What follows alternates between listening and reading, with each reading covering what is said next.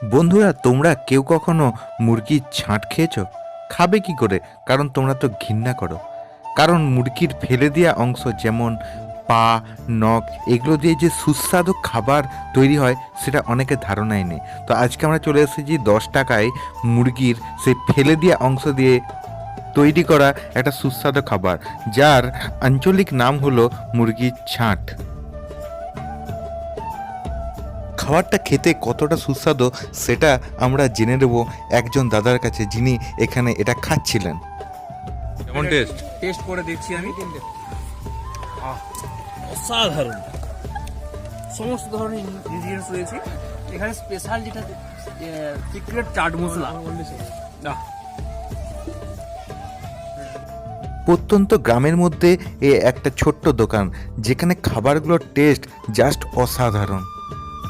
তারপরে আমরা ঘুগনি খেয়ে নিলাম। ঘুগনির টেস্টটা জাস্ট অসাধারণ। আর আপনারা বুঝতেই পারছেন, গ্রামের মধ্যে একদম অথেন্টিক খাবার আপনারা পেয়ে যাবেন এই দোকানটিতে। এই মুরগির ছাট খাবারটা আর কে কে খেয়েছেন অবশ্যই কমেন্ট করে জানাবেন। আর এখানে পাওভাজিটাও জাস্ট সেরা।